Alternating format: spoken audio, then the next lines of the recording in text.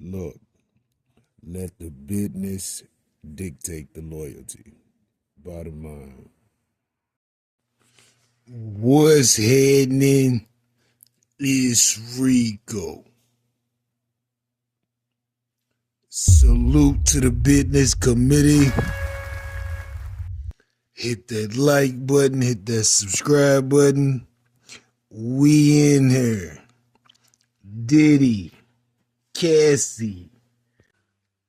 Damn.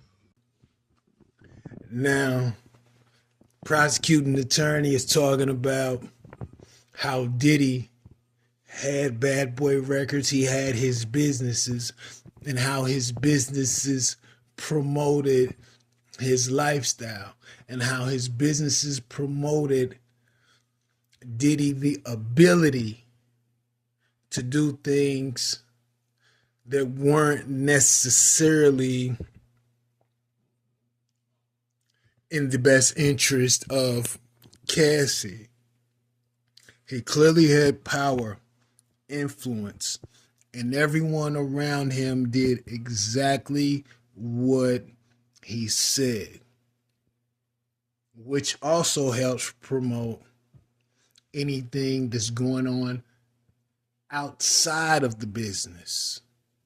He had almost total control over his employees one way or another. And we don't know if he obtained that control through the same means he might have obtained that control with Cassie, but he had control essentially. Now they're speaking to the security guard at the hotel.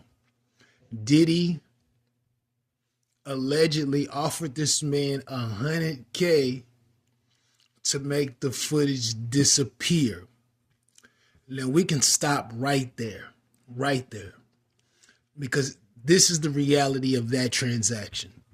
He offered the security guard $100,000 to make the footage go away, because first, who's turning down $100,000?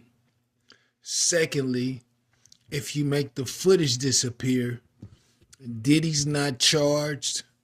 There's no hiccup in the business, and that could provide other opportunities for that security guard with Puff, because he's gained what you call, quote unquote, his trust. But the bribe alone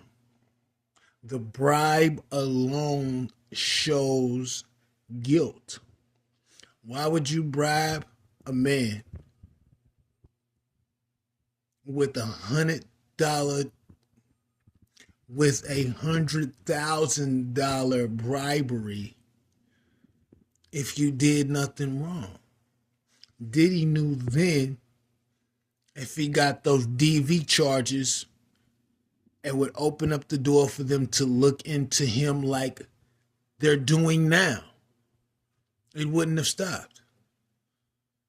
And think about this. If Diddy's bribed that security guard with $100,000 offer, how many other security guards has he bribed? The niggas in the courtroom reading the Bible, ain't nothing godly about that nigga. And this is something else you got to think about. You remember when 50 said he got those images of Cassie, and he looked at him and he was like, what the fuck was going on? He was going to put him out on This Is 50 earlier, back when the website was new. But he sent them to Puff. Puff asked him, where did you get those photos from? Now I doubt if 50 told him. But think about this. He didn't get mad.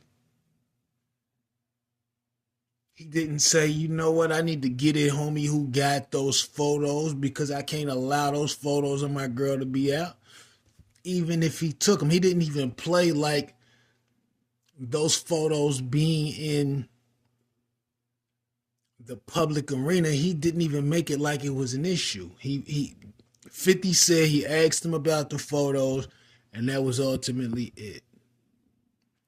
But 50 definitely said this.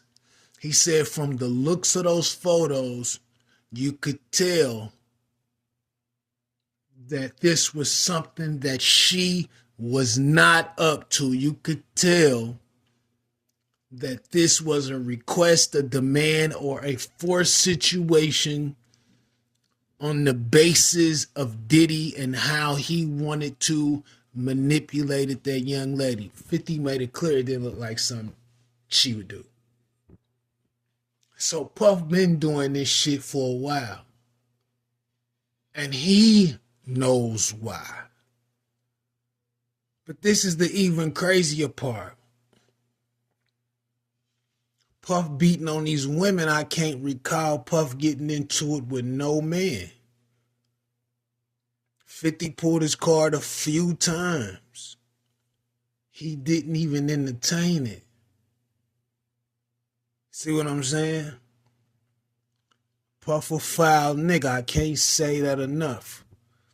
And it's fucked up that has to be the case, but that is the case. You got this girl, you forcing her to drink urine, allegedly. Forcing her to do sexual acts she didn't even necessarily want to do. Type of nigga is you, B? The jail's calling you. It's calling you. They got a seat waiting on you, playboy. You earned that. All this motherfucking power and influence you got, and you feel the need